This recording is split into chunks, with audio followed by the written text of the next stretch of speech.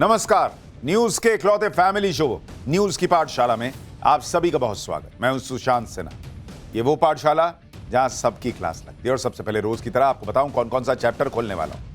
पहले हथियार डाले, अब टैरिफ वापस। पीएम मोदी ने नए दोस्तों को ट्रंप की सनक से बचा लिया क्या? सब मोदी के साथ ट्रंप के मेगा शो में भिखारी पाकिस्तान। मुनीर की दोस्ती ने ट्रंप को लुटवा दिया क्या? पीएम मोदी की फिर तारीफ, जल्द बड़ी डील का ऐलान। सनकी ट्रंप के होश ठिकाने आने लगे हैं क्या? आज इसके बारे में बात होगी। इसके अलावा मोदी के नए भारत से भिड़ने चले पाकिस्तान और बांग्लादेश को डबल झटका वो हुआ है कि सारी दुनिया हंस रही है। भिखारी पाकिस्तान ने पंप किया, कट्टर यूनिस ने खुद अपने पैर पर कुल्हाड़ी मार ली और एक झटके में कैसे करोड़ों का नुकसान किया है यह भी दिखाऊंगा। खुद को शंकराचार्य बताने वाले अवि मुक्तेश्वरानंद को योगी का नोटिस पे नोटिस, कैसे गजब बवाल मच गया है। मोदी योगी को घेरने के लिए स्वामी अवि मुक्तेश्वरानंद पढ़ रहे किसकी स्क्रिप्ट और बाबा बागेश्वर को भी क्यों नहीं छोड़ा, यह भी आज आपको दिखाऊंगा। इसके अलावा इंटरनेशनल लुक, प्लेन जैसी सुविधाएं, मोदी की नई वंदे भारत में ऐसा क्या हो रहा कि रील्स की बाढ़ आ गई है। नई वंदे भारत की वो तस्वीर, वो वीडियो, पब्लिक में गजब का क्रेज। मोदी ने ट्रेन सफर का फील ही कैसे गजब बदल डाला है, आज आपको दिखाऊंगा। और सोचा है कभी मैं हमारा स्पेशल सेगमेंट सोचा है कभी, जिसमें आज सवाल ये कि भूख लगी हो तो काम करने में भी मन क्यों नहीं लगता है, गुस्सा क्यों आता है। सोचा है कभी भूख का और दिमाग में आ रहे या दिमाग में मच रहे हलचल का क्या कनेक्शन है? सोचा है कभी? इसका जवाब भी दूंगा, लेकिन पहले दिन भर की बड़ी खबरों का रिवीजन, उसके बाद पहला चैप्टर।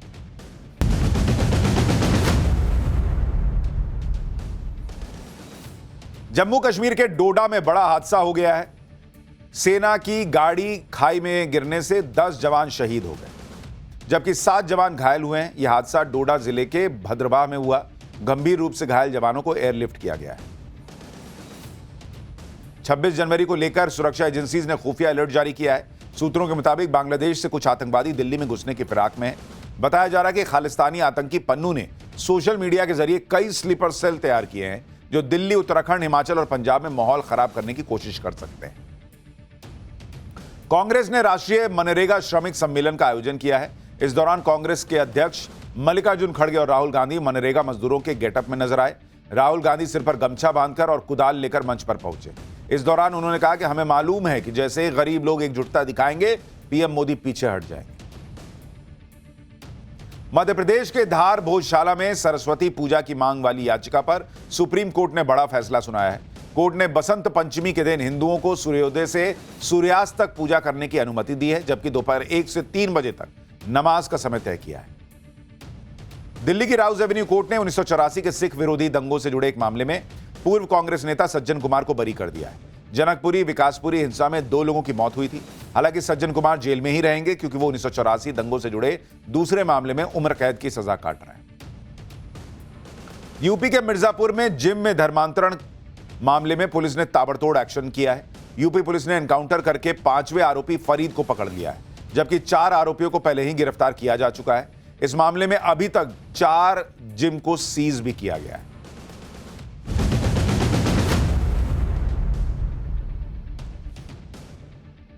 यह हो गया दिन भर का रिवीजन है पाठशाला की पहली क्लास। पहले हथियार डाले, अब टैरिफ वापस। पीएम मोदी ने नए दोस्तों को ट्रंप की सनक से बचा लिया क्या? सब मोदी के साथ ट्रंप के मेगा शो में भिखारी पाकिस्तान।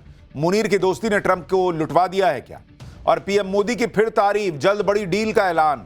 सनकी ट्रंप के होश ठिकाने आने लगे हैं या अभी खेल बचा है? सबसे पहले इसका चैप्टर देखिए। हमने कल ही पाठशाला में आपको बताया था कि नरेंद्र मोदी के नए भारत ने ऐसा गेम सेट किया है कि दुनिया ने अब ट्रंप की धमकियों का लोड लेना छोड़ दिया है। भारत की ताकत आप देखिए कि पूरी दुनिया को हड़काते ट्रंप अब धमकियां देने भूल गए। आज की डेट में ट्रंप यू टर्न मार रहे हैं भाई, अपनी ही बातों से पलट जा रहे हैं। और यह सब 24 घंटे में कैसे हो गया?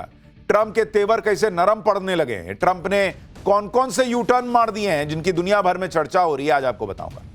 लेकिन यह भी देख लीजिए कि नरेंद्र मोदी ने भारत को इतना मजबूत बना दिया है कि दुनिया अब इसी मजबूत भारत की पावर से लैस होकर ट्रंप की जो धमकियां हैं उनका जवाब दे रही है, उनको टक्कर दे रही है। कल तक 27 देशों वाला यूरोपीय यूनियन भारत के साथ मदर ऑफ ऑल डील को लेकर उत्साहित था। अब खबर है कि यूरोपीय यूनियन भारत के साथ नई डिफेंस डील भी करने वाला है। यानी यूरोप सिर्फ भारत की आर्थिक ताकत ही नहीं बल्कि सैन्य ताकत का भी लोहा मान रहा है। उधर ग्लोबल मंच से डोनाल्ड ट्रंप ने भी कह दिया है कि भारत के साथ बहुत अच्छी डील बहुत जल्द होने जा रही है। यही भारत की ताकत है बॉस, कि जो डोनाल्ड ट्रंप कल तक कहते थे ये किसी की परवाह नहीं, अमेरिका अकेले काफी है, वो ट्रंप भी चाह रहे हैं कि भारत के साथ जल्द से जल्द अच्छी डील हो जाए। हालांकि ट्रंप चाह तो बहुत कुछ रहे हैं लेकिन कुछ मिल नहीं रहा है उनको।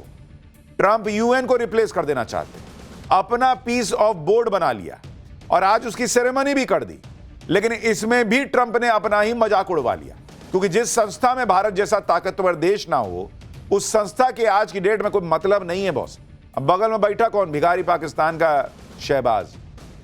ट्रंप ने अपने बोर्ड ऑफ पीस को लेकर बहुत कोशिशें की, नरेंद्र मोदी को चिट्ठी लिखी जिससे उनके बोर्ड ऑफ पीस को भारत की भी मान्यता मिले, भारत जैसा मजबूत प्लेयर वहां दिखे। लेकिन भारत ट्रंप के इस कार्यक्रम में गया ही नहीं। ट्रंप के साथ दिखे तो कुछ एक देश, वो पाकिस्तान जिसने ट्रंप की चापलूसी को अपनी जिंदगी मान रखा है। ट्रंप के मंच से आज पाकिस्तान की कैसे बेइज्जती हुई है यह भी आपको दिखाऊंगा, लेकिन कैसे दुनिया में समीकरण बदल रहे हैं क्या, पहले दुनिया को हड़काते ट्रंप के सामने भारत के दबदबे का एक ट्रेलर देख लीजिए।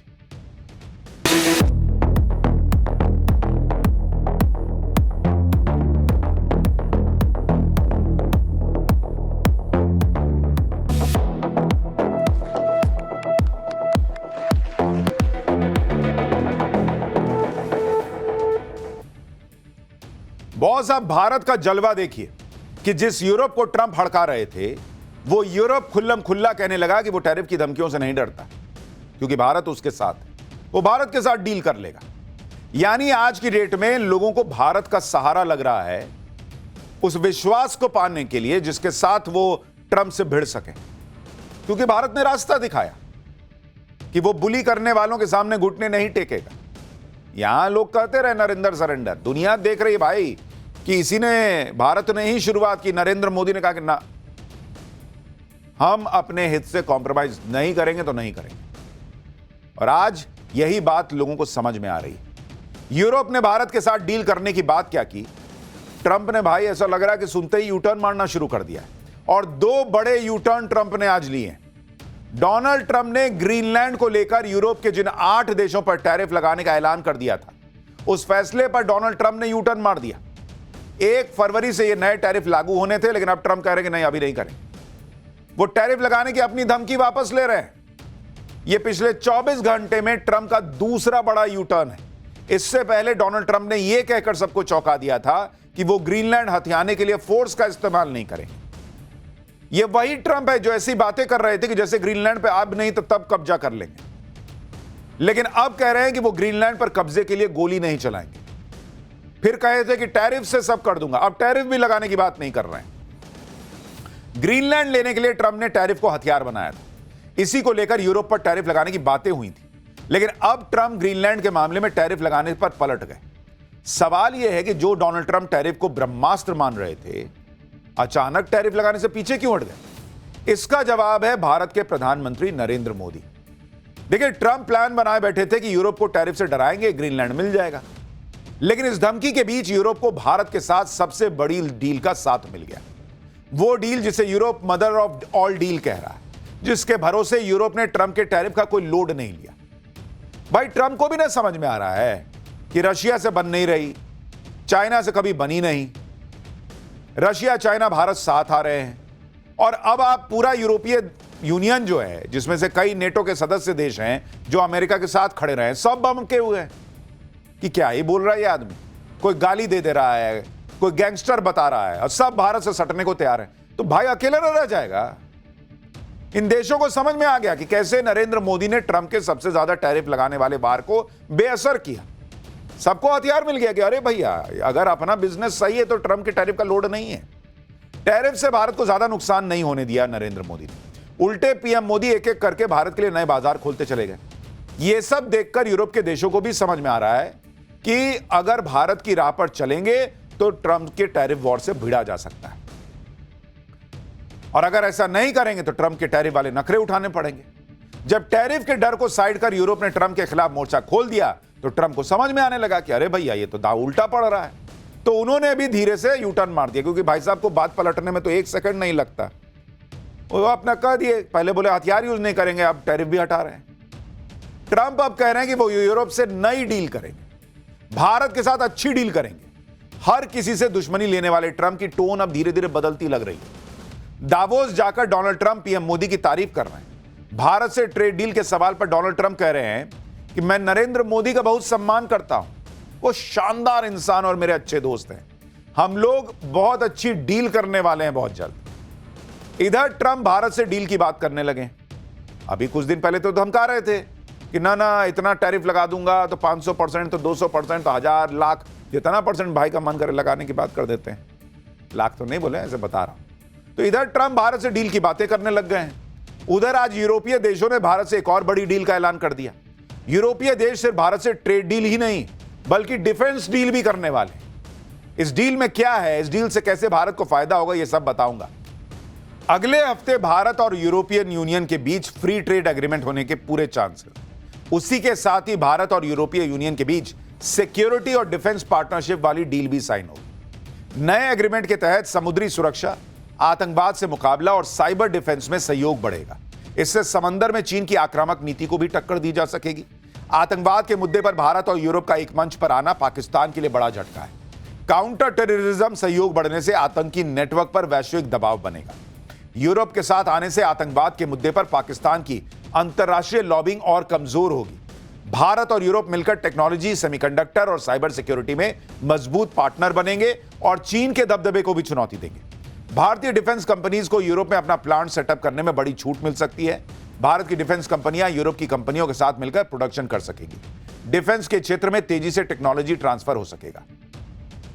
यानी यूरोप के तौर पर भारत को एक मजबूत डिफेंस पार्टनर भी मिलने जा रहा है। नया बाजार तो मिल ही रहा है, नए ग्राहक तो मिल ही रहे हैं, साथ ही नया डिफेंस पार्टनर भी मिल रहा है। भारत की बढ़ती सैन्य ताकत और उसके स्वदेशी हथियारों का फायदा यूरोप भी उठा सकेगा। यूरोपीय देश भारत के साथ डील पर डील कर रहे हैं। कभी जर्मनी के चांसलर भारत आ रहे हैं, कभी पोलैंड, कभी स्पेन के नेता आ रहे हैं। आप देखिए यूरोपीय देश कैसे भारत को अहमियत दे रहे हैं। आज ही विदेश मंत्री एस जयशंकर ने अलग अलग यूरोपीय देशों के राजदूतों से एक साथ मुलाकात की और यह मुलाकात के बाद की तस्वीर है। आप देखिए एक साथ कितने देशों के राजनयिक भारत के विदेश मंत्री से बातचीत करने पहुंचे हुए। यह भारत और यूरोपीय यूनियन के बीच होने वाली मेगा डील से पहले की तैयारियां हैं और इस मुलाकात में दुनिया में मची उथल पुथल पर चर्चा हुई। कैसे भारत और यूरोप मिलकर दुनिया में आए आर्थिक संकट से निपट सकते हैं, कैसे सप्लाई चेन को ठीक कर सकते हैं, कैसे ट्रेड और सिक्योरिटी डील के जरिए ग्लोबल ऑर्डर को स्थिरता दे सकते हैं, सब पे बातचीत हुई। और यह जमावड़ा तब लगा है जब यूरोप के देश ट्रंप से भिड़ रहे हैं, लड़ रहे हैं, ट्रंप से दूर जा रहे हैं, ट्रंप को भाव नहीं दे रहे हैं। ट्रंप को भी दिखना रहा है बॉस कि सब छोड़ के जा रहे हैं। ये चल क्या रहा है? अभी कल एक तस्वीर आई थी, ट्रंप जब वहां दावोस पहुंचे, अकेले बेचारे चले जा रहे हैं, कोई स्वागत के लिए भी नहीं खड़ा। आप देखिए भारत से डील करने के लिए यूरोप में कैसे मेगा तैयारियां हो रही। यूरोपियन यूनियन के नेता अपने साथ 90 मेंबर्स का बड़ा डेलीगेशन भारत ला रहे हैं। इसमें ईयू यानी यूरोपियन यूनियन की विदेश और सिक्योरिटी नीति की प्रमुख भी शामिल होंगे। ट्रेड कमिश्नर आएंगे, एनर्जी इंडस्ट्रियल पॉलिसी को संभालने वाले बड़े अधिकारी आएंगे। यूरोप से डील करने पर भारत को सेफ फंड्स का सपोर्ट मिल सकता है। यह ऐसा फंड होता है जो कम से कम समय में रक्षा जरूरतों को पूरा करने में आर्थिक मदद करता है। सेफ फंड्स करीब 13.5 लाख करोड़ रुपए का है। यानी भर यूरोप में चल रहा है भाई कि चल भाई भारत चला जाए, कुछ बढ़िया डील करके आया जाए। अगले हफ्ते भारत में दुनिया के बड़े नेताओं और डिप्लोमेट्स का बड़ा मेला लगने वाला है। भारत में बड़ा ग्लोबल इवेंट होने वाला है जिस पर पूरी दुनिया की नजर रहेगी। कुछ दिन पहले जर्मनी के चांसलर फ्रेडरिक मर्ज भारत आए। भारत का जलवा देखकर अब वो दावोस के मंच से भारत की तारीफ कर रहे हैं, भारत से डील को जरूरी बता रहे हैं। जर्मनी के चांसलर कह रहे हैं कि मैं एक सप्ताह पहले भारत में था और मुझे इसमें कोई संदेह नहीं कि महाशक्तियों का युग हम सभी के लिए और उन सभी देशों के लिए एक अवसर प्रस्तुत करता है जो मनमानी शासन व्यवस्था के बजाय नियमों का समर्थन करते हैं और संरक्षणवाद और अलगाववाद की तुलना में मुक्त व्यापार में लाभ देखते हैं। यानी जर्मनी के चांसलर खुद मान रहे हैं कि यह वो वक्त है जब बड़े देशों को एक हो जाना चाहिए और ट्रंप की मनमानी नीतियों को तगड़ा जवाब देना चाहिए। आज की डेट में पीएम मोदी ने भारत को इतना ताकतवर बनाया है कि हर देश भारत के साथ जुड़ना चाहता है। ग्लोबल लेवल पर पीएम मोदी का डंका बज रहा है। आप देखिए British news agency the economist ने पीएम मोदी के लिए क्या छापा है। द इकोनॉमिस्ट ने हेडिंग दी है the remarkable recovery of Narendra Modi. The economist ने लिखा है कि 2024 के चुनाव में झटके खाने के बावजूद नरेंद्र मोदी अब पहले की तरह प्रभावशाली नजर आ रहे। फिलहाल मोदी का दबदबा कायम है। उम्मीद यही है कि प्रधानमंत्री अर्थव्यवस्था को बढ़ावा देना ही अपनी विरासत को सुरक्षित रखने का सबसे अच्छा तरीका समझते हैं। अगर ऐसा है तो उनका तीसरा कार्यकाल देश को और भी तेज विकास पथ पर ले जाकर भारतीयों के जीवन स्तर को बेहतर बनाने में काफी मददगार साबित हो सकता है। इधर पीएम मोदी का डंका बज रहा है, भारत का डंका बज रहा है। उधर डोनाल्ड ट्रंप की फजीहत पर फजीहत हो रही है। पहले ट्रंप को ग्रीनलैंड पर यूटर्न लेना पड़ा, अब नई फजीहत ट्रंप ने अपने पीस ऑफ बोर्ड को लेकर करवा ली। ट्रंप ने दावोस में गाजा से जुड़े बोर्ड ऑफ पीस की पहली बैठक बुलाई। ट्रंप ने कई देशों के नेताओं को एक मंच पर जुटाया और शक्ति प्रदर्शन करने का प्रयास किया, लेकिन ट्रंप वहां फंस गए। शक्ति प्रदर्शन के चक्कर में उनकी डिप्लोमेटिक शक्ति की पोल खुल गई, क्योंकि ट्रंप की अध्यक्षता वाले बोर्ड ऑफ पीस की पहली बैठक में बड़े बड़े देश पहुंचे ही नहीं बॉस। अब पहुंचा तो पहुंचा कौन? पाकिस्तान जैसा भिखारी देश जिसे कोई पूछता नहीं। आप देखिए दावोस में जब ट्रंप गाजा पीस बोर्ड की बैठक में पहुंचे तो वहां कई देशों के नेता मौजूद रहे। उसमें पाकिस्तान का शहबाज शरीफ भी था, जो दूसरी लाइन में पीछे खड़ा कर दिया गया था और ताली बजा रहा दिख रहा था। यानी ट्रंप ने कुछ देशों के नेताओं को बुलाकर अपनी शानदार स्वागत का मुजाहरा पेश करने का प्रयास किया। सब बैठ के ताली वाले बजाने लगे, हाँ भाई बहुत बढ़िया बहुत बढ़िया। बड़े बड़े देश पहुंचे ही नहीं थे। जब यह भयंकर बेइज्जती हो गई तो फिर शहबाज शरीफ ने इसे कवर करने के लिए ट्रंप के बगल वाली कुर्सी लपक ली और ट्रंप के साथ बातचीत करने लगे कि भाई ऐसा लगे कि भाई मैं तो बहुत बढ़िया बहुत बढ़िया। ट्रंप ने लोड ही नहीं लिया। शहबाज शरीफ ने ऐसा दिखाने का प्रयास किया जैसे मतलब ट्रंप और वो कितने करीबी दोस्त, कान में कुछ कह रहे हैं। ट्रंप ने कहा ठीक है बैठो ना। शहबाज शरीफ ट्रंप के कान में कुछ बोलते दिखे। अब लोग इस पर भी मजे ले रहे हैं कि जरूर ट्रंप से भीख मांग रहे हो। ट्रंप के बुलावे पर शहबाज शरीफ दावोस पहुंच गए, गाजा बोर्ड में शामिल होने के लिए साइन कर दिए। लेकिन शहबाज शरीफ भी जानते हैं कि ट्रंप के बोर्ड में शामिल होने का मतलब है कि पाकिस्तान के अंदर बवाल मच जाना। और शायद इसलिए जब शहबाज शरीफ ट्रंप के बगल में बैठकर साइन कर रहे थे तो वो हड़बड़ाने लगे। उनकी बॉडी लैंग्वेज में तनाव साफ साफ दिख रहा था। लेकिन ट्रंप को नाराज करके भी शहबाज शरीफ कहां बच पाते। आप देखिए दावोस में शहबाज ने ट्रंप की चापलूसी में कोई कमी नहीं छोड़ी। जब ट्रंप बोर्ड ऑफ पीस के लिए साइन कर रहे थे तो शहबाज शरीफ उनके पीछे जाकर खड़े हो गए और ऐसा दिखाने लगे कि वही ट्रंप के राइट हैंड टाइप है। लेकिन भाई दिखते ही ऐसे है जैसे मतलब क्या बोलूं अब मैं, थोड़ी जान दीजिए। कमाल की बात यह है कि दावोस में जहां दुनिया का बड़ा आर्थिक मेला लगा हुआ है वहां शहबाज शरीफ मुनीर को भी अपने साथ ले आए। सवाल उठेगा कि फील्ड मार्शल सेना का आदमी वहां क्या कर रहा है, लेकिन मुनीर को ट्रंप की चापलूसी भी तो करनी है, तो दोनों पहुंच गए भाई। एक और तस्वीर देखिए, इसमें पाकिस्तान के पीएम डोनाल्ड ट्रंप के साथ बातचीत के दौरान सामने किसी की तरफ इशारा करते हैं। लोग कह रहे हैं कि जरूर शहबाज शरीफ ट्रंप को सामने बैठे मुनीर के बारे में बता रहे हो कि देखो वो जो आपका वो बहुत चापलूसी करता है, वो मुनीर भी साथ में आया हुआ। वो देख के खुश हो गया ट्रंप। सोचिए जो देश कर्जे के दम पे चल रहा है उसके पीएम, मंत्री, सेना प्रमुख सब दावोस गए हैं। इस पर भी पाकिस्तानी मीडिया में मजाक उड़ रहा है कि खाने को रोटी नहीं है, तुम दावोस में डील क्या करोगे। ये प्लेन भर भर के दावोस जा रहे हैं, कौन बात के लिए। देखिए दावोस जाने से सिर्फ पाकिस्तान की बेइज्जती नहीं हो रही बल्कि डोनाल्ड ट्रंप की भी फजीहत हो रही है, क्योंकि जिस मंच पर पाकिस्तान जैसे देश होंगे उस मंच को सीरियसली लेगा कौन। ट्रंप ने इतनी मुश्किल से कुछ देशों के नेताओं को जुटाया, लेकिन वहां पाकिस्तान की मौजूदगी ने सब गुड़ गोबर कर दिया। ऊपर से ट्रंप ने जिन देशों को बुलाया उसमें दुनिया की महाशक्ति माने जाने वाले बड़े बड़े देश थे ही नहीं। जो डोनाल्ड ट्रंप पूरी दुनिया में अपना सिक्का चलाना चाहते हैं उनके मंच पर कुछ ही देशों के नेता दिखे। और कौन कौन से देश के नेता वहां पर मौजूद रहे भाई। पाकिस्तान पहुंचा हुआ था, Bahrain, Argentina, Armenia, Azerbaijan, Morocco, Bulgaria, Hungary, Indonesia, Jordan, Kazakhstan, Kosovo, Paraguay, Qatar, Saudi Arab, Turkey, UAE, Uzbekistan और मंगोलिया। ट्रंप की इतनी हनक होती तो एक बार में दुनिया के ज्यादातर देश लाइन में लग गए होते। लेकिन ट्रंप को भी रियलिटी चेक हो गया कि दुनिया हनक और सनक से नहीं चलती बॉस, एक दूसरे को इज्जत देने से चलती है। ट्रंप ने करीब 19 देशों को जुटा लिया, लेकिन जो देश अमेरिका के करीबी हैं, जो दुनिया के बड़े बड़े देश हैं, वो ट्रंप के साथ आई नहीं।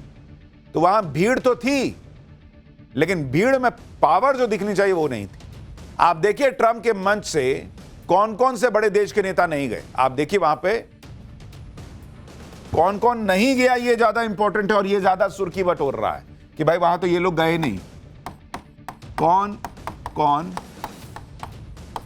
नहीं गया ट्रंप के कार्यक्रम में, आप जरा इसकी लिस्ट देखिए। भाई पहले तो सबसे पहली बात, भारत ही नहीं गया, जिसके साथ होने का मतलब है कि भाई आपकी कुछ अहमियत बढ़ जाती है। फ्रांस नहीं पहुंचा। एक और बड़ा देश यूके नहीं पहुंचा। जापान नहीं पहुंचा वहां पे। इसके अलावा ऑस्ट्रेलिया नहीं पहुंचा वहां पर, और सबको निमंत्रण गया हुआ था कि भाई आप भी आइए, कोई गया ही नहीं इनमें से। और सबसे बड़ी बात आप देखिए, चीन भी नहीं गया, रूस भी नहीं गया। तो तीन बड़े प्लेयर, चीन, रूस, भारत, ये तीनों तो गए ही नहीं। तो क्या ही किए तुम, वही पाकिस्तान को बैठा के रखे हो। यानी दुनिया में जो बड़ी सैन्य और आर्थिक ताकतें हैं वो ट्रंप के साथ नहीं खड़ी थी। ट्रंप युद्ध से तबाह हुए गाजा के पुनर्निर्माण की प्लानिंग के लिए टीम तो बना रहे हैं, लेकिन जब तक ये बड़े बड़े देश ट्रंप के साथ खड़े नहीं होंगे तब तक ट्रंप की अधूरी है टीम।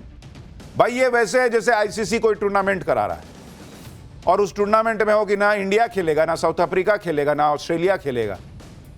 खेल कौन रहा है? तो भाई स्कॉटलैंड खेल रहा है, ट्रिनिडाद टोबैगो खेल रहे हैं, यही सब खेल रहे हैं। तो उससे नहीं ना होगा, टूर्नामेंट नहीं चलेगा। वही ट्रंप के साथ हो रहा है। लेकिन अपनी फजीहत को छिपाने के लिए ट्रंप दावा कर रहे हैं कि उनके बोर्ड में शामिल होने के लिए तो दुनिया मरी जा रही है। ट्रंप कह रहे हैं कि कुछ तो ऐसे देश भी शामिल हुए हैं जिनको पूछा तक नहीं था। अब लोग कह रहे हैं कि कहीं ट्रंप का इशारा पाकिस्तान की तरफ तो नहीं था। सुनिए एक बार। Well, we're going to have a lot. We have a lot of great people that want to join. It's going to be the most prestigious board ever formed. The president is a member. We have the major countries, and some need parliamentary approval, but for the most part, everybody wants to be on. I have a little bit of the opposite problem. People want to be on, and we didn't ask them. They want to get on. हो सकता है कुछ देश बाद में जुड़े, लेकिन अभी बहुत सारे देशों ने मैसेज देने के लिए भी दूरी बना के रखी, ताकि ट्रंप को भी पता चले कि ऐसा नहीं है कि दुनिया जो है उनको बॉस माने बैठी है। इधर ट्रंप दावोस में गाजा पर बड़ी बैठक कर रहे थे, उधर रूस के राष्ट्रपति ने ट्रंप के साथ खेल कर दिया। रूस के राष्ट्रपति ने फिलिस्तीन के राष्ट्रपति से मुलाकात की। यानी गाजा को लेकर जो सबसे इंपॉर्टेंट प्लेयर है उनको ठीक उसी वक्त पुतिन ने मिलने बुला लिया जब ट्रंप दावोस में गाजा पीस बोर्ड की फाइलों को साइन कर रहे थे। इतना ही नहीं, ट्रंप ने दावा किया था कि उनके बोर्ड में पुतिन ने भी शामिल होने की हामी भर दी है, लेकिन पुतिन ने इस पर यह कहकर मजाक बना दिया कि उन्हें कोई दिक्कत नहीं है, वो फिलिस्तीन के लिए $1 बिलियन देने को भी तैयार है, लेकिन पहले जो रूस के फंड फ्रीज किए गए उसे तो छोड़ दो, उसी से मदद कर दूंगा। पुतिन कह रहे हैं कि जो पैसे आपने चुरा लिए हैं वो फिलिस्तीन के काम आ जाएंगे। यानी डोनाल्ड ट्रंप के लिए मामला धीरे धीरे बिगड़ता ही जा रहा है। अभी वहां की कोर्ट का फैसला आना है टैरिफ पे, वो तो बचा ही हुआ है, 2 बार से फैसला टल रहा है। फैसला टलने का मतलब ही यही माना जा रहा है कि ट्रंप के खिलाफ फैसला, नहीं तो टलता क्यों, आ ही जाता। मिड टर्म पोल होने वहां पर, भाई बहुत संकट में है, तनाव में, क्रीम लगा लगा के झुर्रियां छुपा रहे होंगे, नहीं तो जितना तनाव है भाई कि चेहरा लटक जाना चाहिए। खैर ये सब तो चलता रहेगा। पाठशाला में अगली क्लास जिसमें आपको दिखाने जा रहा हूं मोदी के नए भारत से भिड़ने चले पाकिस्तान और बांग्लादेश को डबल झटका। ऐसा क्या हुआ कि सारी दुनिया हंस रही? भिखारी पाकिस्तान ने पंप किया, कट्टर यूनुस ने खुद के पैर पे कुल्हाड़ी क्यों मार ली? एक झटके में करोड़ों का नुकसान कैसे हो गया, अब आपको दिखाता हूं। नए भारत की ताकत तो पूरी दुनिया के सामने दिख रही। भारत के साथ जुड़ने, भारत के साथ कारोबार करने के लिए लोग लाइन लगाकर खड़े, और यह सब देखकर भारत के दुश्मनों को आग लगनी तय। पाकिस्तान तो पहले ही जला भुना बैठा है। हिंदू विरोधी बांग्लादेश को भी भिखारी पाकिस्तान ने पंप कर दिया कि तू भी लड़ भाई, तू भी लड़, मैं तेरे साथ हूं। बांग्लादेश को समझ ही में नहीं आया कि पाकिस्तान का साथ होना कोई मतलब नहीं रखता। बांग्लादेश भी अब भारत के विरोध में ऐसे ऐसे फैसले करने लग गया जो खुद ही अपने पैरों पर कुल्हाड़ी मारने जैसा है। आप देखिए मुनीर एंड कंपनी के भड़काने से बांग्लादेश का कितना बड़ा नुकसान हो गया। बांग्लादेश ने भारत में आईसीसी वर्ल्ड कप खेलने से मना कर दिया। पाकिस्तान के भड़काने पर बांग्लादेश ने यह फैसला तो ले लिया, लेकिन इससे नुकसान किसका हुआ? आप ये देखिए भाई, बांग्लादेश के क्रिकेट खिलाड़ियों का नुकसान हुआ, बांग्लादेश क्रिकेट बोर्ड को रेवेन्यू का नुकसान हुआ, बांग्लादेश क्रिकेट बोर्ड की छवि को नुकसान हुआ। बांग्लादेश के नुकसान का फायदा स्कॉटलैंड को मिला। आईसीसी टी20 वर्ल्ड कप पर भी इसका कोई असर नहीं हुआ। तो इतना किस बात का नवाबी झाड़े भाई कि तुम चले गए, किसी को फर्क ही नहीं पड़ा तुम्हारे अलावा। तुम्हारा नुकसान हुआ, आईसीसी का कोई नुकसान नहीं हुआ। यानी पाकिस्तान ने बांग्लादेश को झाड़ पे चढ़ा दिया कि भाई तुम अड़े रहो, हम साथ में हैं। पाकिस्तान ने भरोसा दिया था कि आईसीसी जरूर बांग्लादेश की बात मानेगा, लेकिन हो गया उल्टा। पाकिस्तान ने बांग्लादेश को किस तरह से भारत के खिलाफ भड़काया वो आपको बताऊंगा, लेकिन पहले आपको बताता हूं कि बांग्लादेश ने टी20 वर्ल्ड कप भारत में न खेलने को लेकर क्या फैसला लिया है। बांग्लादेश ने आईसीसी से अपील की थी कि मेरे मैच जो है ना वो भारत से श्रीलंका शिफ्ट करो, मैं भारत में नहीं खेलूंगा। आईसीसी ने बांग्लादेश क्रिकेट बोर्ड की इस मांग को ठुकराकर उसकी औकात बता दी। इसके बाद बांग्लादेश क्रिकेट बोर्ड ने आज वर्ल्ड कप नहीं खेलने का फैसला कर लिया। बीसीबी ने कहा कि हमारा फैसला बदलने की कोई गुंजाइश नहीं है, हमें आईसीसी से न्याय नहीं मिला। हालांकि हमें उम्मीद है कि आईसीसी हमारे साथ न्याय करेगा। भारत में सुरक्षा की स्थिति अब भी वैसी ही है। यहां बड़े बड़े यूरोपीय यूनियन के नेता आने वाले हैं 26 तारीख को। बड़े बड़े देश के लोग आ रहे हैं, बड़े बड़े लोग आके कॉन्सर्ट करके चले जा रहे हैं। अभी न्यूजीलैंड की टीम खेल के चली जा रही है। तुम्हारी कोई हैसियत नहीं बांग्लादेश की। ये माने बैठे कि हम इंडिया जाएंगे तो हमको जो है ना दिक्कत हो जाएगी। बांग्लादेश ने भारत में सुरक्षा का बहाना बनाया, जबकि यह वही बांग्लादेश है जहां सरेआम हिंदुओं की हत्या हो रही। सुरक्षा की चिंता तो तुम्हारे यहां लोगों को है कि वहां हिंदू सेफ नहीं है। बांग्लादेश क्रिकेट बोर्ड ने भारत में नहीं खेलने का फैसला कर लिया, लेकिन अगर इससे किसी का नुकसान हुआ तो वो बांग्लादेश क्रिकेट खिलाड़ियों का ही हुआ, जबकि इसका फायदा स्कॉटलैंड की टीम को मिल सकता है। बांग्लादेश के नहीं खेलने पर स्कॉटलैंड को टी20 वर्ल्ड कप में एंट्री मिल सकती है। स्कॉटलैंड की टीम इस समय आईसीसी वर्ल्ड रैंकिंग में 14वें नंबर पर है। बांग्लादेश के बाहर होने पर उसकी जगह स्कॉटलैंड ही दावेदार है। स्कॉटलैंड बोर्ड ने कहा है कि अभी तक आईसीसी की तरफ से कोई मैसेज नहीं मिला है। अगर आईसीसी की तरफ से टी20 वर्ल्ड कप खेलने का ऑफर मिलता है तो स्कॉटलैंड को मंजूर है। इससे पहले 2009 में इंग्लैंड में हुए टी20 वर्ल्ड कप में स्कॉटलैंड ने जिम्बाब्वे को रिप्लेस किया था। अब आपको यह भी बताता हूं कि बांग्लादेश दरअसल भारत में खेलना चाहता क्यों नहीं था। बांग्लादेश में पिछले काफी समय से हिंदुओं के खिलाफ अत्याचार हो रहा है। दिन दहाड़े हिंदुओं की हत्या हो रही है। बांग्लादेश में हिंदू बिल्कुल सुरक्षित नहीं है। भारत में भी इस मुद्दे पर बांग्लादेश का काफी विरोध हो रहा है। सरकार भी बांग्लादेश में हिंदुओं की स्थिति पर नजर बनाए हुए है। बांग्लादेश की यूनिट सरकार हिंदुओं को सुरक्षा देने में पूरी तरह से फेल रही। ऐसे में बांग्लादेश के खिलाड़ी मुस्तफिजुर रहमान को आईपीएल नीलामी में केकेआर ने खरीद लिया, जिसके बाद मुस्तफिजुर रहमान को आईपीएल से बाहर करने की मांग होने लगी। बीसीसीआई ने केकेआर से मुस्तफिजुर रहमान को रिलीज करने को कहा। इससे बांग्लादेश की सरकार ने बांग्लादेश में आईपीएल बैन कर दिया। 4 जनवरी को बीसीबी ने भारत से अपने मैच शिफ्ट करने को कह दिया। यानी बांग्लादेश की सरकार अपने देश में हिंदुओं को सुरक्षा नहीं दे पा रही। और जब इसके विरोध में एक खिलाड़ी को आईपीएल से बाहर किया गया तो बांग्लादेश ने भारत में वर्ल्ड कप नहीं खेलने का ऐलान कर दिया। तो मत खेलो, हम मरे जा रहे हैं क्या तुम्हारे साथ खेलने के लिए? तुम नहीं खेलोगे तो टूर्नामेंट नहीं होगा क्या? कई लोग तो सोशल मीडिया पे लिख रहे हैं कि अच्छा हुआ बांग्लादेश नहीं खेल रहा है। झूठे जीतते तो है नहीं, गाली गलौज ज्यादा करते, माहौल खराब करते। आप ये भी देखिए कि बांग्लादेश ने ये जो कांड किया वो किसके भड़काने पे किया। बांग्लादेश की क्रिकेट टीम कोई तोप तो है नहीं, ना ही बांग्लादेश क्रिकेट बोर्ड बहुत ताकतवर है। ऐसे में पाकिस्तान को मौका दिखा, उसने बांग्लादेश को भड़का दिया कि भारत में होने वाले वर्ल्ड कप को डेंट करो। और इसके लिए पाकिस्तान ने क्या किया? आईसीसी के फैसले से ठीक पहले पीसीबी ने बीसीबी को चिट्ठी लिख दी, जिसमें कहा कि वो बांग्लादेश की डिमांड से सहमत है। बांग्लादेश के खिलाड़ियों को भारत में सुरक्षा नहीं मिल सकती। पाकिस्तान ने बांग्लादेश को भरोसा दिया कि वो उसके साथ है, अगर बांग्लादेश नहीं खेलेगा तो वो भी बायकॉट कर देगा। पाकिस्तान ने टी20 वर्ल्ड कप के लिए तैयारी भी रोक दी थी। पाकिस्तान ने बीसीबी को आईसीसी में वोटिंग कराने को भी कहा था। आईसीसी में वोटिंग हुई, बांग्लादेश की मांग 12-2 से ठुकरा दी गई। पाकिस्तान के अलावा कोई खड़ा ही नहीं हुआ साथ। यानी बांग्लादेश वो सब करता गया जो पाकिस्तान कहता गया। अब बांग्लादेश पीछे पलट के देख रहा है तो पाकिस्तान है ये नहीं है। बांग्लादेश कह रहा है कि उसे आईसीसी से भी अभी भी चमत्कार की उम्मीद है। बांग्लादेश के खिलाड़ी वर्ल्ड कप खेलना चाहते हैं, तो खेलना चाहते तो आके खेलो भाई। वहीं अभी तक पाकिस्तान की तरफ से कोई बयान नहीं आया। बांग्लादेश को चमत्कार के भरोसे छोड़कर पाकिस्तान नीचे पीछे से कट लिया। पाकिस्तान की बातों में आकर बांग्लादेश ने भारत में सुरक्षा का मुद्दा तो उठा दिया, जबकि पाकिस्तान वो देश है जहां विदेशी क्रिकेट टीम पर खुलेआम हमले हो जाते हैं। अभी पिछले ही साल नवंबर में पाकिस्तान के इस्लामाबाद में धमाका हुआ था और उस समय श्रीलंका की टीम पाकिस्तान के दौरे पे थी। धमाके के बाद श्रीलंका की टीम के कई खिलाड़ी डर के मारे अपने घर वापस आ गए थे। और वो पाकिस्तान पंप कर रहा है बांग्लादेश को कि भारत मत जाओ, सेफ नहीं हो तुम लोग। श्रीलंका की क्रिकेट टीम पर ही साल 2009 में पाकिस्तान में आतंकी हमला हो चुका है। श्रीलंकाई खिलाड़ियों को टीम बस पर आतंकियों ने गोलियों की बौछार कर दी थी और ऐसी हालत हो गई थी कि हेलीकॉप्टर से उनको रेस्क्यू करना पड़ा।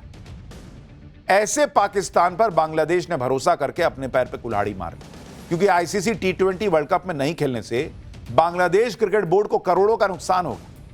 भाई, बांग्लादेश को 5 करोड़ की पार्टिसिपेशन फीस का नुकसान होगा, वर्ल्ड कप खेलने पर मिलने वाले बोनस और प्राइज मनी का नुकसान होगा और सैकड़ों करोड़ के ब्रॉडकास्ट रेवेन्यू का नुकसान हो सकता है। स्पॉन्सर्स के पैसे डूबे तो बीसीबी को करोड़ों का हर्जाना देना पड़ सकता है।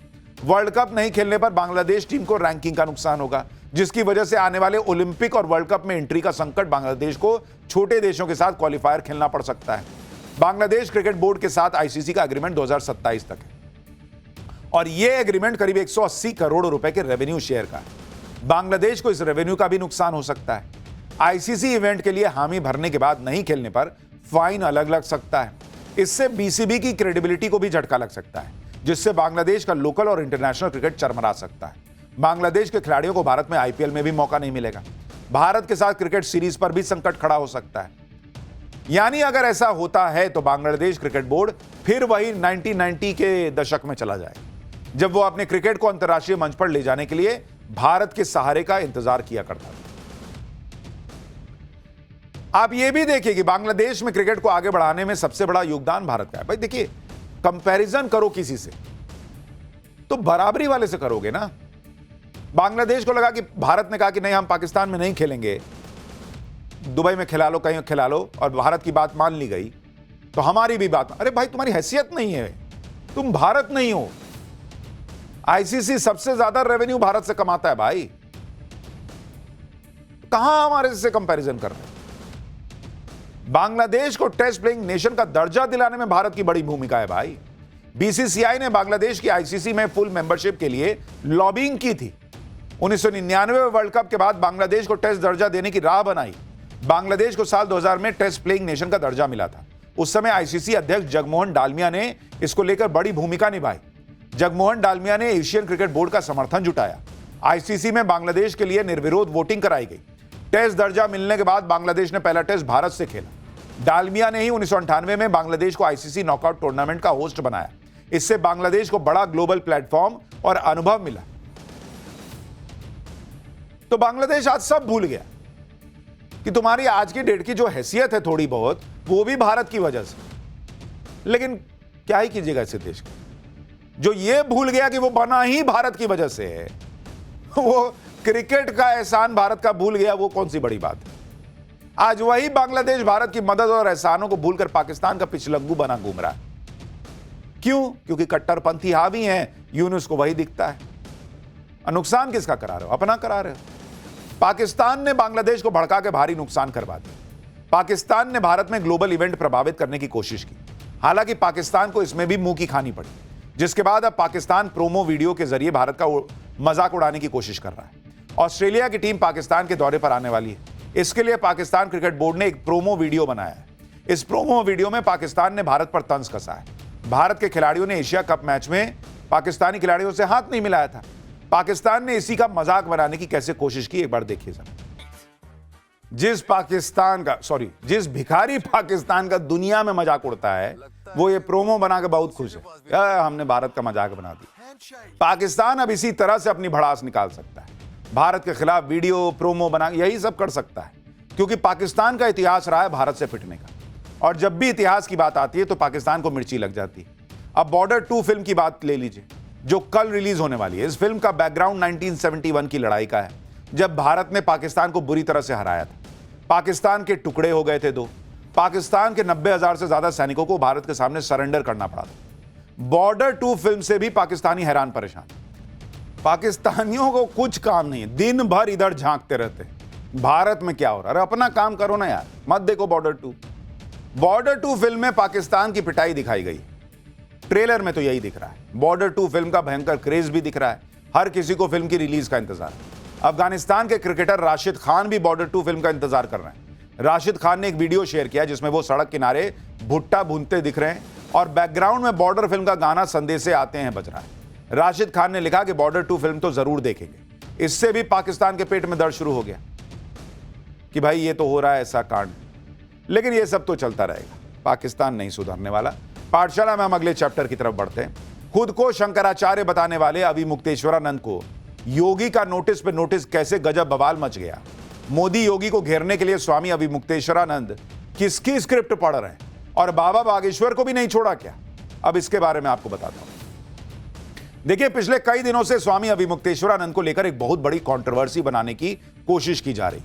यूपी में 2027 में चुनाव भी हैं। ऐसे में अविमुक्तेश्वरानंद को लेकर चल रहे विवाद को चुनाव से जोड़कर भी देखा जा रहा है। संयोग कहिए, प्रयोग कहिए, जो कहिए, जो लोग एक वक्त में अविमुक्तेश्वरानंद पर लाठी भंजवा दिए थे, वो आज एकदम बाप रे बाप, उनका दिल रो रहा है कि कैसे इनका सो कॉल्ड अपमान हो गया। जिन लोगों को मोदी योगी चुभते हैं, जिन लोगों को सनातन की बात से आग लग जाती है, वो लोग भी स्वामी अविमुक्तेश्वरानंद के विवाद को लगातार हवा दे रहे हैं। आज आपको दिखाता हूं कि खुद को शंकराचार्य बताने वाले अविमुक्तेश्वरानंद पर कैसे पॉलिटिक्स का घमासान मच गया है। स्नान को लेकर हुए विवाद में एक तरफ अविमुक्तेश्वरानंद अनशन पर बैठे हैं, दूसरी तरफ योगी सरकार भी नोटिस पर नोटिस ठोके जा रही है। जबरदस्त पॉलिटिक्स हो रही है। क्या अविमुक्तेश्वरानंद जो हैं वो शंकराचार्य हैं भी या नहीं, और इसमें बागेश्वर बाबा की एंट्री कैसे हो गई है, किसकी स्क्रिप्ट पढ़ रहे हैं वो, कहां जा रहा है मामला, सब दिखाऊंगा। लेकिन पहले एक झलक देखिए।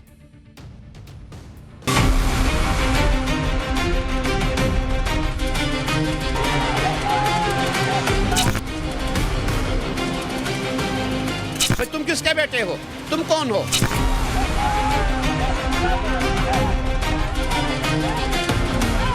ऐसे तमाम कालनेमी होंगे जो धर्म की आड़ में सनातन धर्म को कमजोर करने की साजिश रच रहे हैं। किसी भी साधु संत का अपमान होगा, और अगर कोई सरकार करेगी तो उसके खिलाफ खड़े होंगे।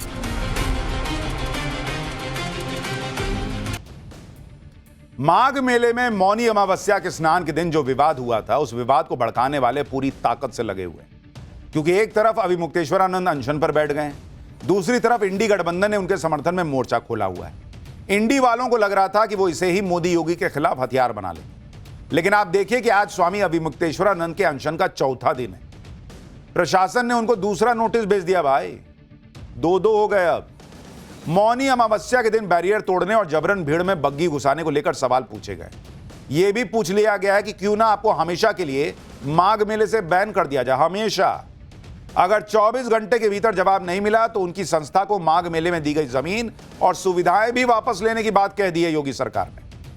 यानी योगी सरकार भी फुल जो है ना, एकदम कानून के हिसाब से चल रही। दूसरे नोटिस में स्वामी अविमुक्तेश्वरानंद पर मेले की व्यवस्था बिगाड़ने का आरोप लगाया गया है। आरोप लगाया गया है कि मौनी अमावस्या के दिन उन्होंने पुल का बैरियर तोड़ा, बिना परमिशन के पालकी के साथ संगम जाने की कोशिश की, जिससे भगदड़ का खतरा पैदा हो गया और श्रद्धालुओं को परेशानी हुई। नोटिस में यह भी पूछा गया है कि कोर्ट के स्टे ऑर्डर के बावजूद नाम के साथ शंकराचार्य कौन बात का लगा रहे हैं। साथ ही यह भी कहा गया है कि सही जवाब नहीं मिलने पर आगे का फैसला लिया जाएगा। स्वामी अविमुक्तेश्वरानंद की टीम का आरोप है कि कल शाम 7 बजे यह नोटिस शिविर के पीछे चिपकाया गया और इसमें 18 जनवरी की डेट लिखी थी। उन्होंने इस नोटिस के लिए 3 पन्नों का जवाब भी भेजने का दावा किया और प्रशासन पर ही व्यवस्था बिगाड़ने का आरोप लगा दिया। जबकि आप देखिए कि जब 18 जनवरी को इस विवाद की शुरुआत हुई थी, उस दिन अविमुक्तेश्वरानंद अपने सैकड़ों समर्थकों के साथ पालकी पर सवार होकर संगम स्नान के लिए निकले हुए थे। संगम नोज पर संकरा रास्ता है। मौनी अमावस्या पर उमड़ी लाखों श्रद्धालुओं की भीड़ का हवाला देते हुए प्रशासन ने उनसे संगम की तरफ पालकी में नहीं जाने के लिए कहा। बस ये सब जिस जगह हुआ वहां से संगम की दूरी मात्र 50 मीटर थी। 50 मीटर नहीं चले पैदल, और उसके बाद अनशन कर रहे हैं कि मुझे रोक कैसे दिया। सुनिए पुलिस कैसे काफी देर तक उस दिन स्वामी अविमुक्तेश्वरानंद से अपील करती रही, रिक्वेस्ट करती रही। यानी पुलिस प्रशासन बकायदा रिक्वेस्ट करता रहा कि भाई किसी को नहीं जाने दिया पालकी पे, आपको भी नहीं जाने देंगे। लोग मर जाएंगे तो जिम्मेदारी लेंगे अविमुक्तेश्वरानंद, उनके लोग लेंगे जिम्मेदारी। अगर कोई मर जाता वहां पे तो भगदड़ मच जाती, तो तब तो और सवाल उठा देते कि बाप रे बाप, कुछ कर नहीं पाए ये लोग ढंग से। आरोप है कि प्रशासन की अपील का अनसुना कर स्वामी अविमुक्तेश्वरानंद पालकी में बैठकर संगम तक जाने पर अड़े रहे। और स्वामी अभिमुक्तेश्वरानंद के इशारे पर उनके साथ चल रही भीड़ ने पुलिस के साथ धक्का मुक्की शुरू कर दी, जिससे वहां अफरा तफरी का माहौल बन गया। सवाल माघ मेले में स्नान के लिए पहुंचे श्रद्धालुओं की सुरक्षा का है, इसलिए योगी सरकार भी इस मुद्दे पर झुकने के मूड में नहीं है बॉस।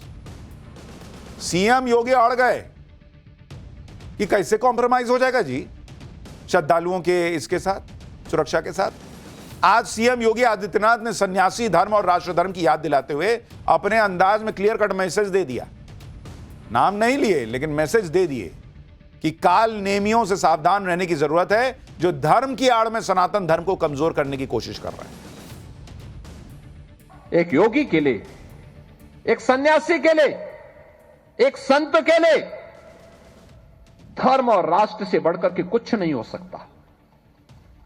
यही उसके जीवन का ध्येय होना चाहिए। उसकी व्यक्तिगत प्रॉपर्टी कुछ नहीं होती, धर्म ही उसकी प्रॉपर्टी है, राष्ट्र ही उसका स्वाभिमान है। अगर कोई राष्ट्रीय स्वाभिमान को चुनौती देता है तो हमें खुल करके उसके सामने आकर के खड़ा हो जाना चाहिए, उसकी चुनौती का मुकाबला करने के लिए खड़ा होना चाहिए। कोई धर्म के खिलाफ आचरण करता है। पिछले 4 दिनों से पूरे मामले पर शांत रहे सीएम योगी का यह बयान तब आया जब स्वामी अभिमुक्तेश्वरानंद ने उन पर डायरेक्ट अटैक किया और उनके हिंदू होने पर ही सवाल उठा दिए। अभिमुक्तेश्वरानंद सरस्वती अब हिंदू होने का सर्टिफिकेट बांट रहे हैं। क्यों भाई? क्योंकि उनसे कह दिया गया कि नियम फॉलो कर लीजिए। ये वही अभिमुक्तेश्वरानंद हैं जिन पर कभी यूपी में समाजवादी पार्टी की सरकार के दौरान लाठियां चली थी। उनकी हालत देखिए क्या कर दी गई थी। उस वक्त समाजवादी पार्टी की सरकार थी, तब हिंदू हैं नहीं है अखिलेश यादव बाकी लोग उसका सर्टिफिकेट नहीं बांटे थे। देखिए क्या हाल किया था पुलिस ने। आज पुलिस जो है वो रिक्वेस्ट कर रही है तो आग बबूला हो रहे हैं। उस वक्त तो लाठी पड़ गई थी, देखिए कैसे लाठी भांज भांज के हटा दिया गया था। आज उसी समाजवादी पार्टी के अध्यक्ष अखिलेश यादव इनके कथित अपमान के बहाने बीजेपी को घेर रहे हैं। पहले अखिलेश यादव ने स्वामी अभिमुक्तेश्वरानंद से फोन पर बात की, उस दौरान भी मोदी योगी पर ही चर्चा की गई। और अब अखिलेश यादव ने अपने नेताओं को अभिमुक्तेश्वरानंद से मिलने के लिए प्रयागराज भेज दिया। आज समाजवादी पार्टी के नेता माता प्रसाद पांडे ने अभिमुक्तेश्वरानंद से मुलाकात की। उधर लखनऊ में समाजवादी पार्टी के दफ्तर में अभिमुक्तेश्वरानंद के समर्थन में पोस्टर लगाए जा चुके हैं। अखिलेश यादव ही नहीं, इंडी में उनकी सहयोगी और 2027 में यूपी को लेकर उम्मीदें देख रही कांग्रेस भी अभिमुक्तेश्वरानंद के बहाने मोदी योगी को घेरने में जुट गई। सुनिए कैसे अखिलेश यादव और यूपी कांग्रेस के अध्यक्ष अजय राय इस पूरे मामले में पूरा हवा दिए हुए हैं पॉलिटिक्स को। ये अधर्म के रास्ते पर भारतीय जनता पार्टी चल रही है। पूजनीय शंकराचार्य जी का पूरा सम्मान होना चाहिए, और अगर शंकराचार्य जी का ये सम्मान नहीं कर रहे हैं, गंगा स्नान या उस पावन स्थल पर उनके स्नान के लिए रोका जा रहा है, तो इससे बड़ा अधर्म क्या हो सकता है। अगर इसका कोई भागीदार है तो भारतीय जनता पार्टी की सरकार है। योगी आदित्यनाथ जी ने पंगा ले लिया है शंकराचार्य की पीठ से। निश्चित तौर से अब योगी आदित्यनाथ को बहुत भारी पड़ने वाला है। क्यों? क्योंकि उन्होंने सनातन का अपमान किया, सन्यासियों का अपमान किया है। इस देश में अब लोगों को चिंता हो रही है भाई हिंदुओं की, हिंदू साधु संतों की, जबकि ये वही पार्टी है जिसके नेता जो हैं वो कहते थे कि रामचरितमानस जला देना चाहिए। ये लोग उस गठबंधन का हिस्सा है, इंडी गठबंधन के, जिसके नेता दक्षिण भारत में कहते हैं कि भाई सनातन जो है उसको एक तरीके से गाली देते हैं, तब इन लोगों की आवाज नहीं निकलती। अभिमुक्तेश्वरानंद के विवाद को अखिलेश और कांग्रेस सियासी हथियार बना रहे हैं, और जब इस तरह की पॉलिटिक्स हो रही है तो फिर अभिमुक्तेश्वरानंद को लेकर सवाल भी पूछे जा रहे हैं कि खुद को शंकराचार्य लीक कैसे रहे। क्योंकि अभिमुक्तेश्वरानंद जिस ज्योतिर्मठ का शंकराचार्य खुद को कहते हैं, उस पदवी को लेकर सालों पुराना विवाद है। इसकी शुरुआत हुई साल 1953 में ज्योतिर्मठ पीठ के तत्कालीन शंकराचार्य स्वामी ब्रह्मानंद सरस्वती के निधन से।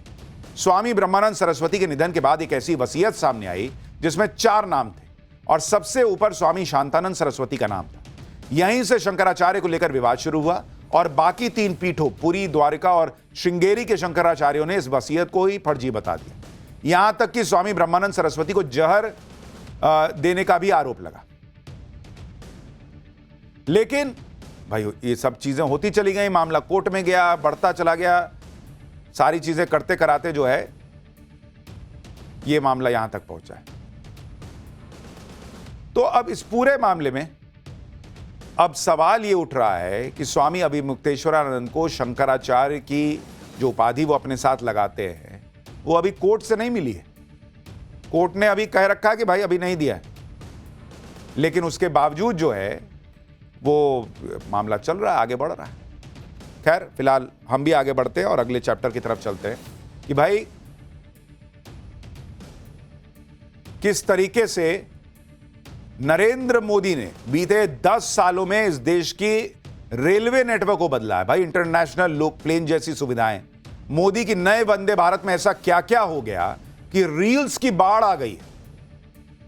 नई वंदे भारत की वो तस्वीर, वो वीडियो, पब्लिक में गजब का क्रेज, मोदी ने ट्रेन के सफर का फील कैसे गजब बदल डाला है, अब इसके बारे में आपको दिखाता हूं। बॉस आप ये देखिए, एक जमाना होता था कि जब लोग ट्रेन में सफर करने जाते थे तो सोचते थे बाप रे बाप क्या होगा, बैठने को जगह मिलेगी नहीं मिलेगी। बाथरूम में मग्गा जो है वो बंधा रहता था चेन से। नरेंद्र मोदी ने तस्वीर 10 साल में ऐसी बदली, 11 साल में, कि अब हवाई चप्पल वाले जो हैं वो प्लेन में जा रहे हैं और जो लोग ट्रेन में भी जा रहे हैं वो हवाई सफर का मजा ले रहे हैं। हवाई जहाज वाला फील लेकर रील बना रहे हैं। आज से 10 साल पहले की तस्वीरें आपको याद होंगी जब ट्रेन के टॉयलेट में रखा मग्गा चेन से बंधा होता था। सीट ऐसी होती थी कि रात भर सोना मुश्किल हो जाता था। ट्रेन के पंखों को उंगली डालकर स्टार्ट करना पड़ता था। आज का जेनजी तो देखा नहीं होगा, ऊपर वो जाली वाला पंखा रहता था, चलता नहीं था गर्मी में, तो ऐसे कि पेन लेके डाल के ऐसे घुमाना पड़ता था। टॉयलेट में पानी आएगा नहीं आएगा ये सब पता नहीं होता था। लेकिन नरेंद्र मोदी ने इस देश में जो बड़े बड़े बदलाव किए, उसमें आप कंपैरिजन कीजिए तब की ट्रेन और अब की ट्रेन का, आपको फर्क दिखेगा। आज की ट्रेन में वॉशरूम के साथ बाथरूम है, नहा सकते हैं आप बॉस, गीजर लगा हुआ है, ऐसी ऐसी सुविधाएं कि आपको लगेगा नहीं कि आप ट्रेन में हैं। ट्रेन का लुक बिल्कुल इंटरनेशनल बना दिया गया। ट्रेन में हवाई जहाज जैसी सुविधाएं हैं, 7 स्टार होटल वाली सर्विसेज मिल रही हैं। पीएम मोदी ऐसी जबरदस्त ट्रेन लेकर आए तो विपक्ष को मिर्ची लग गई। ममता बनर्जी की पार्टी को ट्रेन में कोई कमी नजर नहीं आई तो मेन्यू पे सवाल उठा रही कि नॉनवेज क्यों नहीं मिलेगा। टीएमसी के सवाल पर रेलवे ने क्या जवाब दिया यह भी बताऊंगा। कैसे इस पर रील बन रही है, आज पहली बार यह ट्रेन चली है तो क्या हुआ है, सब दिखाऊंगा। पहले एक झलक देखिए।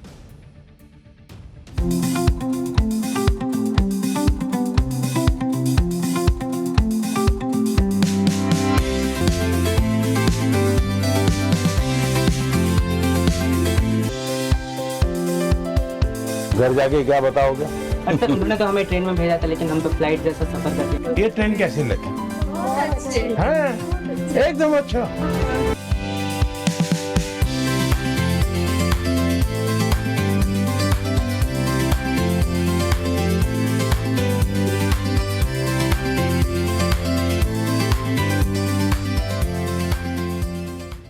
भारतीय रेलवे के लिए आज ऐतिहासिक दिन था। आज देश की पहली वंदे भारत स्लीपर ट्रेन पटरी पर दौड़ी। यह ट्रेन हावड़ा, कोलकाता के पास हावड़ा को गुवाहाटी के कामाख्या जंक्शन से जोड़ने जा रही है। यह ट्रेन इतनी खास है कि लोग रील्स बनाकर सोशल मीडिया पर डाल रहे हैं। साथ ही यह भी बता रहे हैं कि नए वंदे भारत में क्या और कितनी सुविधाएं हैं। पहले लोग रील बनाते थे, देखो इधर गंदा है, देखो ऐसा है, अरे इधर चद्दर फटा हुआ है। नई वंदे भारत स्लीपर ट्रेन की रील में लोग बता रहे हैं कि अरे यार गजब ही हो रखा है। और आप याद कीजिए कि पहले का ट्रेन कैसे होती थी। मैं कुछ तस्वीरें आपको दिखा रहा हूं। नई वंदे भारत स्लीपर ट्रेन को देख लोगों की पुरानी यादें ताजा हो गई, जब ट्रेन के टॉयलेट में चेन से मग्गे को बांधना पड़ता था। अगर मग्गे को नहीं बांधा तो लोग मग्गा लेके चल देते। अब जो वंदे भारत आई है उसके टॉयलेट को देखेंगे तो होटल का टॉयलेट याद आ रहा है भाई। उसमें नहाने की सुविधा, गीजर लगा हुआ है भाई। लोग अब नई वंदे भारत स्लीपर के टॉयलेट का वीडियो बनाकर सोशल मीडिया पे डाल रहे हैं। पुरानी ट्रेन में पंखों की क्या हालत होती थी, किसी से छिपी बात नहीं है। ऐसा हो नहीं सकता था कि किसी भी एक कोच में सभी पंखे सही से चल रहे हो। ये देखिए जाली वाला पंखा होता था, इसे पेन डालिए घुमाइए तो घूमता था। आज की नई वंदे भारत ने पूरी तस्वीर बदल दी। इस ट्रेन में क्या क्या सुविधाएं दी गई हैं आप भी देखिए जरा। आज भी लोग पुरानी ट्रेन और नई ट्रेन को कंपेयर कर रहे हैं। पहले तो ट्रेन का कोई हिस्सा ऐसा नहीं होता था जहां गंदगी ना हो। सीट से लेकर वॉश बेसिन तक में कूड़े का ढेर दिखता था।